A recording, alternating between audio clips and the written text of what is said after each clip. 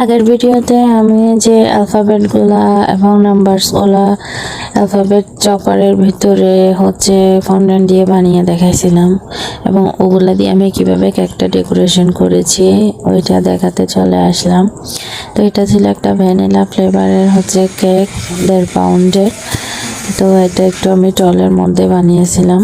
তো এই তো আমার অ্যালফাবেটগুলো নাম্বারসগুলো বসানো হয়ে গেছে এবং এটা সিম্পলের মধ্যে হচ্ছে ডেকোরেশনটা করছি আর কি। তো সিলভার কালারের ছোট বড় কিছু সুগার বল দিয়ে নিচ্ছি যেভাবে স্ক্রিনে দেখতে পাচ্ছেন। তো সিম্পলের মধ্যে কেকটা দেখতে অনেক সুন্দর, আসলে সিম্পল কেকগুলো অন্যরকম একটা সৌন্দর্য লাগে আর কি দেখায়। তো কেকটা আপনাদের কাছে কেমন লাগছে জানাবেন সবাই।